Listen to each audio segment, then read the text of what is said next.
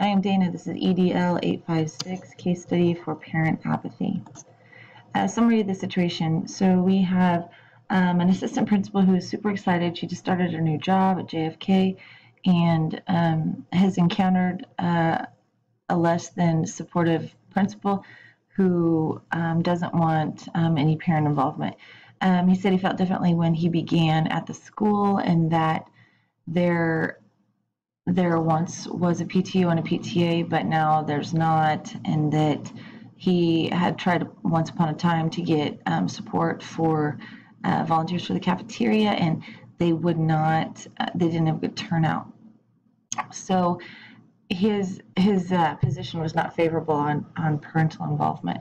They then tabled the discussion and brought it up again in another meeting. The principal decided, yeah, we'll go ahead and have this discussion, and said, well, let's distribute this note. We'll have the meeting on Monday. Distributed the note with the through the children. It said the meeting would be 7:30 on the following Monday, and on the following Monday there were only 8 parents that showed up. The principal and the assistant principal were in the back of the room and had been discussing whether or not to go ahead with the meeting. They had decided to, and that's kind of where we left off with this. So where do we go next? We need to look at first what we know. First of all, Mrs. Rose is new, the new assistant principal at JFK. Her last class before she graduated was School to Community Relations, so it's fresh in her head. She has been 4 months into the job before she began to question at JFK, which means she was approximately just before Christmas break or right after Christmas break. So that's something we need to keep in mind as well. It's pretty far into the school year for her to be just now bringing this up, so she's obviously got a good feel for what is going on in the situation. She thinks that parents need to be more involved. The principal is unsupportive of her initial ideas for this. There is no current PTA or PTO, although there has been in the past. The principal believed everything was going fine and that parents were better off left alone. He stated that there was a sense of the community. He had a sense of the community through phone calls and conferences, and that he believed that the parents didn't want to be involved. The second attempt at this conversation ended up with Mrs. Rose had approached the principal again. The principal was skeptical but agreed to set up the meeting. He only agreed to consider a parent advisory group. He sent notes home through the students. There was short notice on the meeting. There was poor turnout on the meeting. The principal wanted to cancel the meeting, and the turnout may have not been representative of all stakeholders. What do we need to know? First, how does the school communicate with parents and stakeholders on a regular basis? Second, how do the parents and stakeholders feel about the real level of communication? Are they actually satisfied, or is this something that the principal has just become lax on because he was unsuccessful with his attempt? Third, what causes the PTO or PTAs to stop existing? Did the principal think the parent involvement was too low and all of the work fell on the teachers? Or again, is this because of his apathy towards it, where he didn't have a great turnout? Fourth, what happened to cause the sense of apathy with the principal on outside involvement? Was it just the PTO PTA thing? Was it the cafeteria involvement, or was there something else that was underlying that has caused this apathy? Fifth, what is the makeup of the school demographic? Is it are we urban? Are we inner city? Are the parents working? Are they not working? Are we in a rural area where a lot of times parents just assume that you can support? There's a lot of factors that we need to know on that aspect to see exactly, kind of diagnose why parents aren't involved. Sixth, how large is the community? Like I said, are we in a rural community or are we in an urban area? 7, did Mrs. Rose have any input on the notification, setting up of the meeting, or carrying out of the meeting, or was this something that was set up strictly by the principal? Continuation of problems. The principal seemed, or not continuation, but problems. The principal seemed apathetic and unwilling to have the outside stakeholders' support. The second problem was the note for the meeting was sent home with the students. The third problem was means of communication was very linear.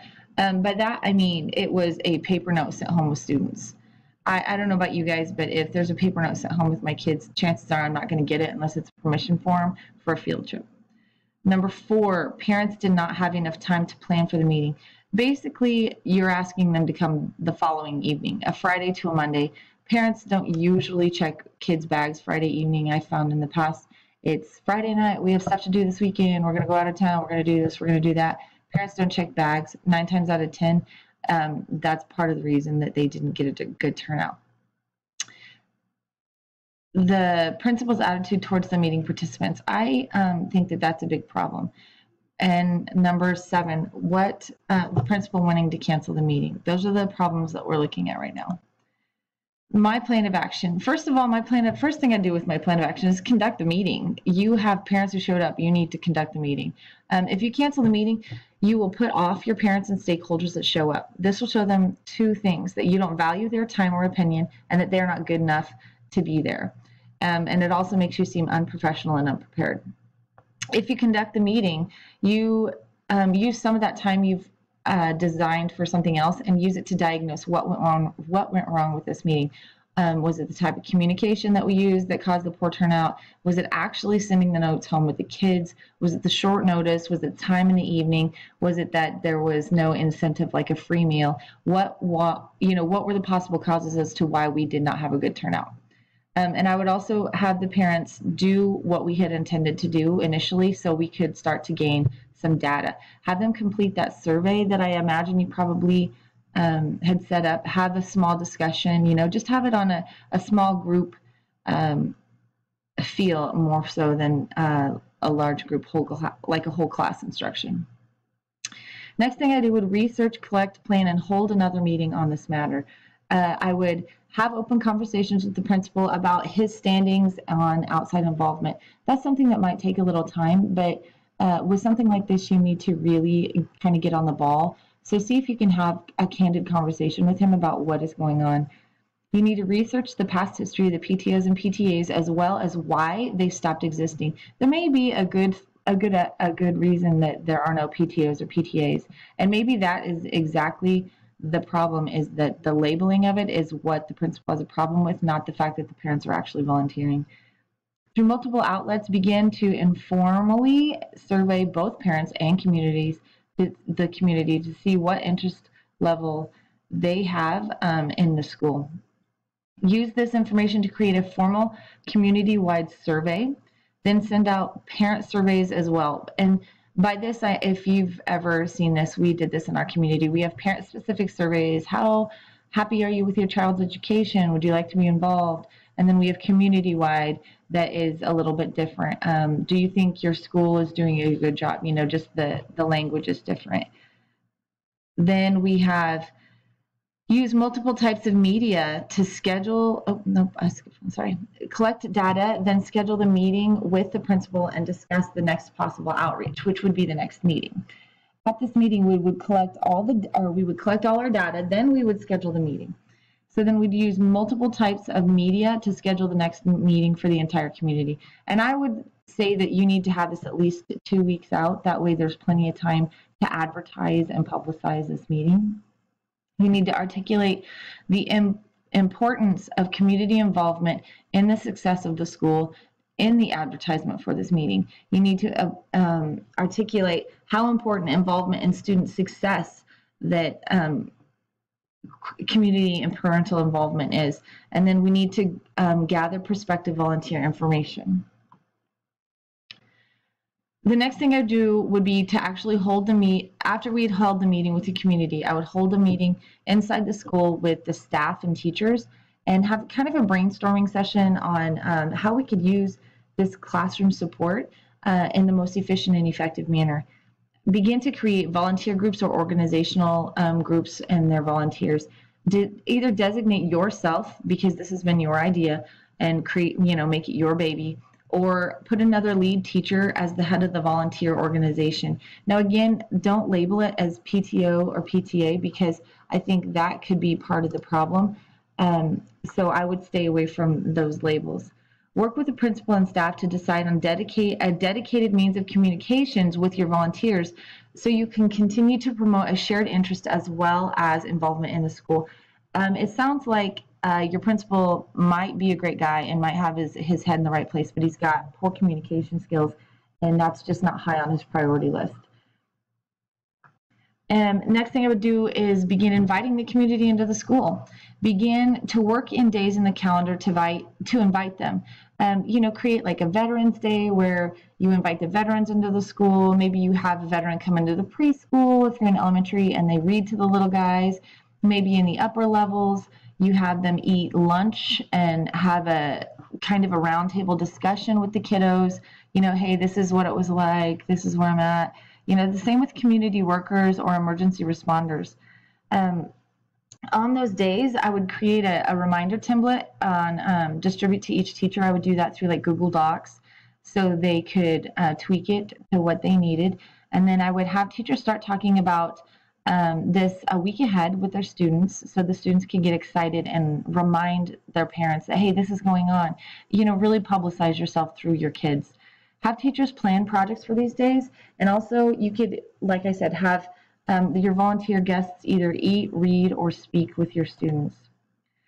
Resolving the issue. The administration understands that each other need to work as a unit. And if you work with your principal and you talk to him openly, I think you would create a little bit more of a working collaboration.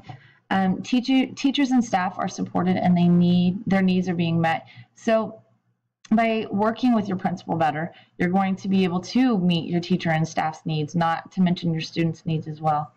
Parents and community members are being included, valued, and feel connected to your school and your growth. Students are reaping the benefits of efforts on all sides. So you have social and emotional support inside, outside of the school. Learning is being supported inside and outside of your school. Your behavior should be improving overall with the extra support, and the students become more involved with your school because you've become more involved with your school. School will be seen as in a more positive light. So if you start publicizing through your students, the more positively the parents will start seeing your school, and you'll become an advocate, a positive advocate in that manner. Reflection. What do I think? I think the principal has had bad experiences with parent organizations, that the school needs to really reach out to help support the teachers. I think the principal is being closed-minded and only supporting the assistant principal's ideas on the surface. I think Mrs. Rose has got an uphill battle. I think Mrs. Rose also needs to stay focused and work towards this collaboration. What I'm feeling, curiosity to what happened with the principal. I'm frustrated a little bit with his superficial support. Proud and excited that Mrs. Rose has diagnosed and pursued what she knows will truly help her students and the school as a whole. And also I have empathy for Mrs. Rose's uphill battle and determination to make this happen. What I value. In this case, obviously Mrs. Rose, because she is being the biggest advocate for those students. You always value your students because that's why you do everything. The administration, and you always value your administration because push comes to shove, you don't do anything without your admin. The parents, because without the parents' support, you don't have their students. Community members, because we need those community members and those outside stakeholders to truly make your school thrive and work as a cohesive unit. You need to make sure that you always value two-way and open communication.